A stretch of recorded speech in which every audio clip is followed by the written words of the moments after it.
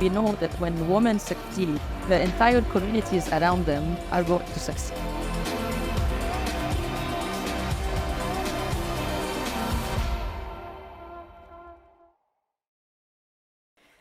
Welcome, everyone.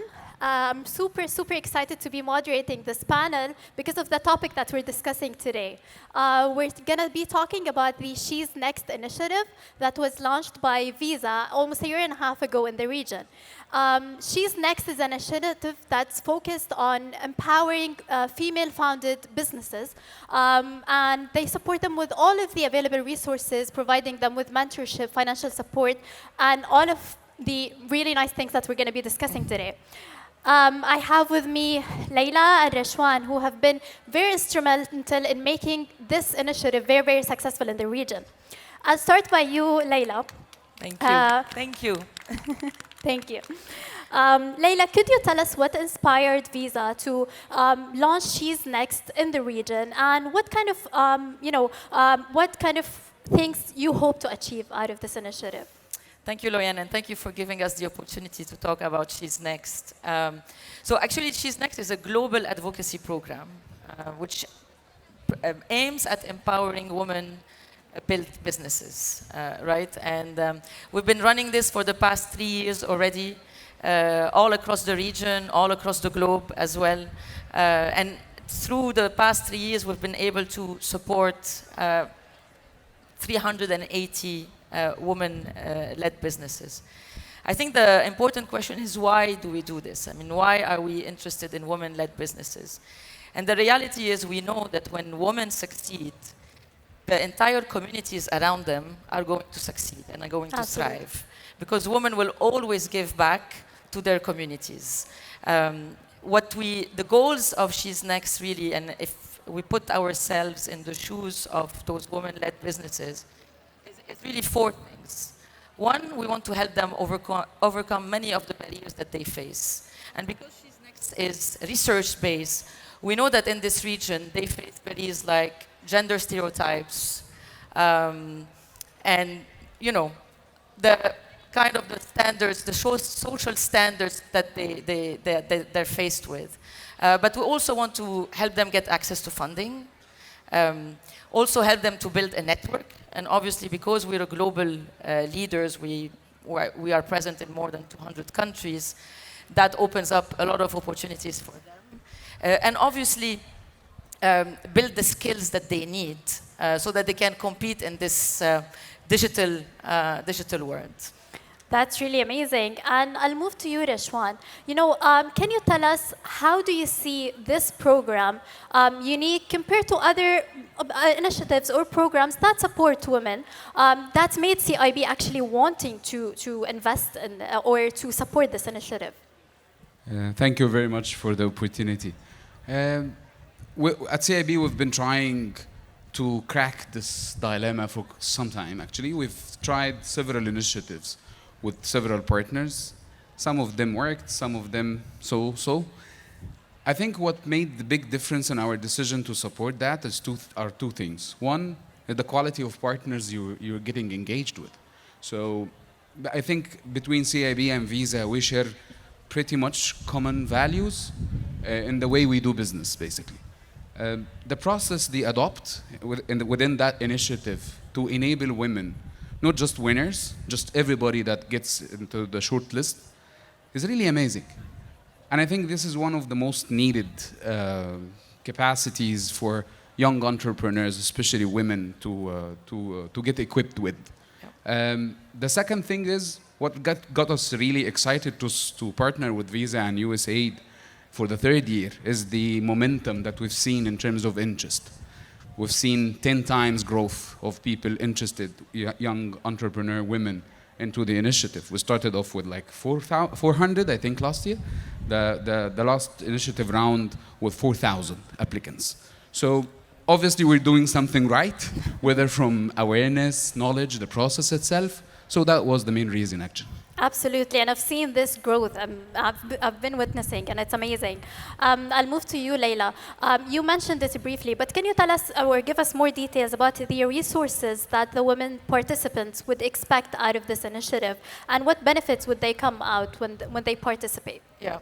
So I think there's one part which is the funding that we provide, and I always say this is probably not the most important part, and this is not the most exciting part of this initiative. The other one is a year-long mentorship that we provide to them in terms of helping them scale their business further, right? And again, I want to say because this is research-based and because we ask them what is it that they're looking for, we know exactly how to target this. So how do they develop their business models? How do they go and pitch to new investors?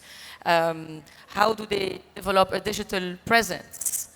So these are, I think, the most important resources. Thank you.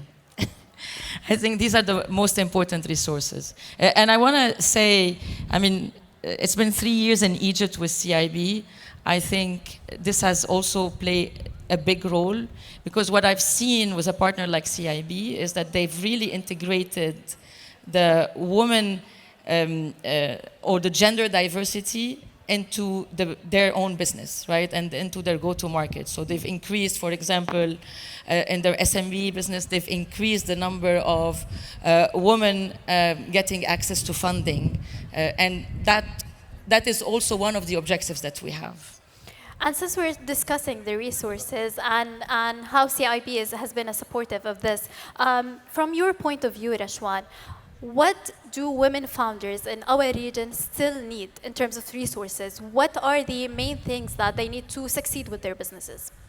Do we have time? I think the one thing, it's not one thing, but the most needed help is with capacity building and network. Basically, which is common between whatever female or male-led business, but usually when men are building up a new enterprise or venturing into new business, they usually have a superior network access to people, friends, etc. So that is the most needed thing. I think that is what is really brings the excitement around She's Next. Getting access to qualified professionals from different industries like financial, business, technology, HR, marketing, etc.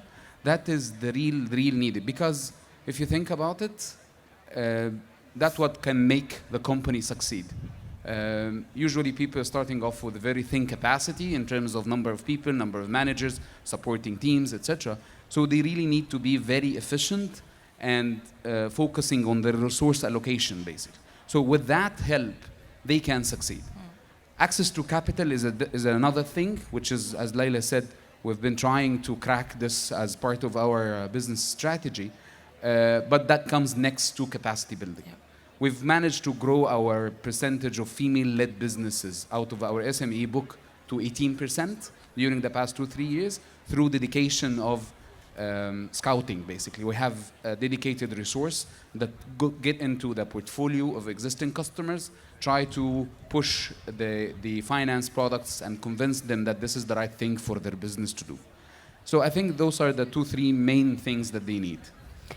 Absolutely. And Layla, I'll move to you to ask you a question. I think that's my favorite question. If you could share a success story that came out of this initiative with its two, in the region, if we could. Yeah.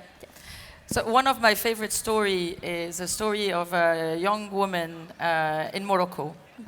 She was the winner of She's Next last year. And so this young woman has developed this platform where she helped women artisans sell their handicraft online. And so to tell you the importance of handicrafts in Morocco, actually there is the Ministry of Tourism is a Ministry of Tourism and Handicraft, and it's a big contributor to tourism, to the GDP of the country, to the economy. And most of these women are working from home. They actually use handicraft that is disappearing, we would say. So Mariam Faghraoui, who created this platform called Neoli, created this platform and put it online. So she won She's Next last year, but we were very intrigued by her path. And we continue to support her. As of today, I think she has more than 400 probably. I mean, last time I spoke to her was 3 months ago. I think now it's probably much more than that, artisans on her platform. But the beauty is that today we've put her in touch with one of the major global retailer from Europe, from Sweden. I'm not going to say the name, and